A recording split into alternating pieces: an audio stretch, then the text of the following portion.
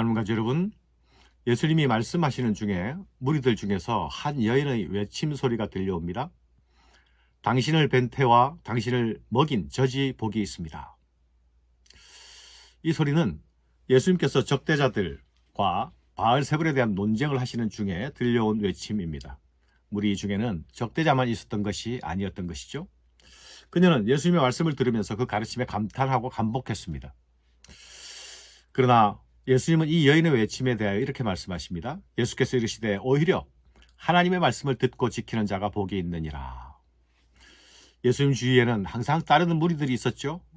그들은 당대의 랍비들과 비교할 수 없는 큰 스승으로 예수님을 생각하거나 또는 위대한 선지자로 생각했습니다. 그러나 여러분, 예수님을 만나도 예수님을 메시아로 하나님의 아들로 구세주로 받아들이지 못한다면 그 모든 만남은 헛것이 아닙니까? 이 여인은 지금 예수님을 찬양하고 있습니다. 그런데 예수님은 누가 진정으로 복된 자인가를 말씀하십니다. 하나님의 말씀을 듣고 행하는 자가 복되다 하십니다. 사랑하는 여러분, 들은 말씀에 동의하고 감탄하는 일, 귀한 일입니다. 그러나 우리는 복음의 관객일 수 없습니다. 말씀의 평가자일 수도 없습니다. 복음이 나의 것, 내 생명이 되어야 하는 것이죠. 내가 들은 말씀의 지배를 받아야 합니다.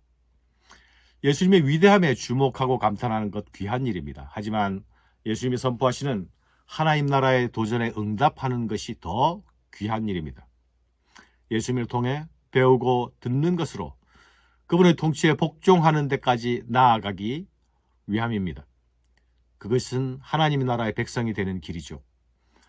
오늘 우리도 말씀 앞에서 감탄과 동의를 넘어 듣고 지키는 반응으로 나아가야 합니다. 듣는 일은 반드시 순종과 따름으로 연결되어야 합니다. 감격으로 동의하게 되면 그것을 지키고 행함으로 나아가야 하는 것이죠. 들은 말씀에 온전히 순종하는 것이 어떤 반응보다 가장 귀한 반응입니다. 예수님을 칭송하는 여인과 대조적으로 예수님께 표적을 구하는 사람들도 있습니다. 당신이 하늘로부터 온 증거를 표적으로 증명해보라 하는 것이죠. 그러나 예수님은 이러한 태도에 대해서 악한 세대라고 말씀하십니다. 예수님은 이미 사람들이 알아들을 만큼 충분히 보여주셨고 또 충분히 말씀하셨습니다. 예수님은 이런 표적을 구하는 태도에 대하여서 요나의 표적밖에는 보여줄 것이 없다 말씀하십니다. 요나는 니느웨 사람들에게 표적이 되었습니다. 요나 자신이 니느웨의 표적으로 등장한 것이죠. 요나를 믿으면 니느웨는 살 것입니다. 하나님의 말씀을 듣고 믿으면 이방인 니느웨도 살아납니다. 니느웨는 요나가 선포한 심판의 메시지를 듣고 회개했죠. 그리고 심판은 돌이켜졌습니다. 살아난 것입니다. 니느웨는 요나를 표적으로 믿었고 하나님의 심판을 돌이켰습니다. 이와 같이 인자도 이 시대의 표적이 되십니다. 심판 때 니느웨 사람들이 일어나 이 세대 사람을 정죄하리니 이는 그들이 요나의 전도를 듣고 회개하였음이거니와 요나보다 더 큰 이가 여기 있느니라.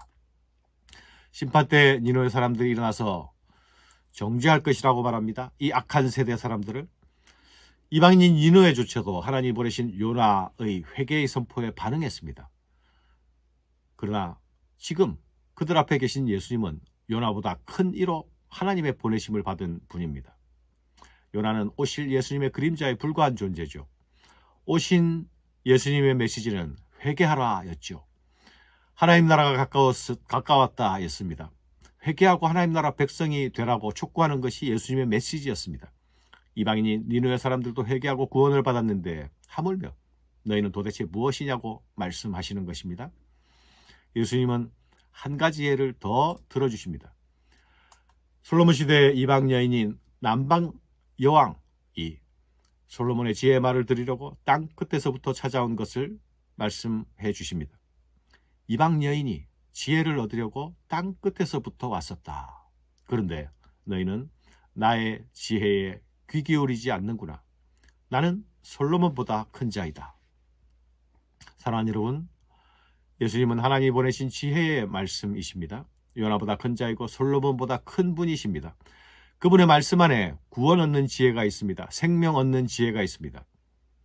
하나님의 지혜가 들어있는 것이죠. 이 지혜의 선물을 자신의 것으로 소유하는 길, 그것은 바로 듣고 순종하는 길입니다.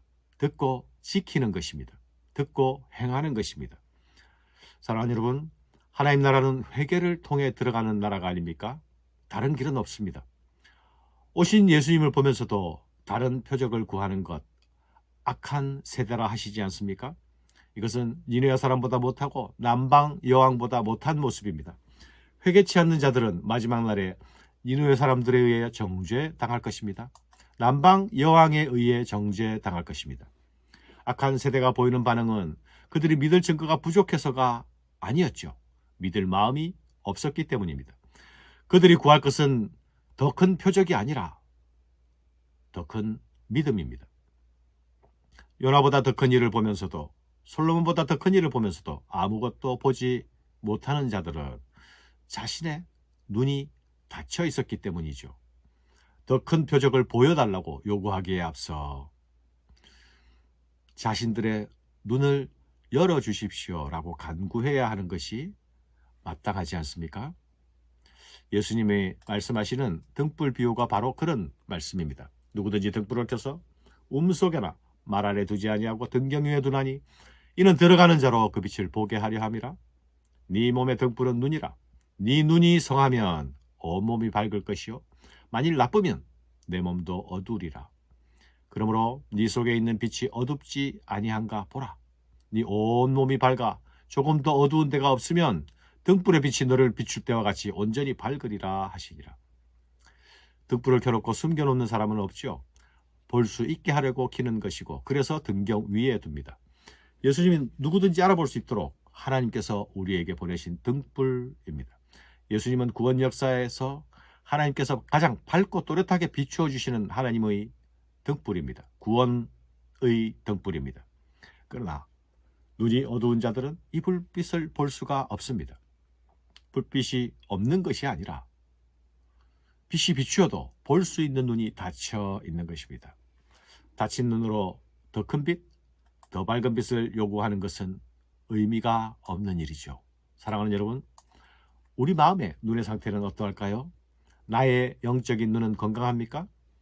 더 큰 자극을 원하는 것보다 더 밝은 눈을 구하는 것이 마땅하지 않습니까?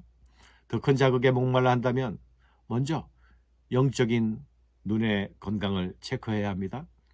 오늘 하나님의 말씀이 정확하고 분명하게 내 심령 가운데 다가오고 있습니까? 그 말씀이 나의 영혼과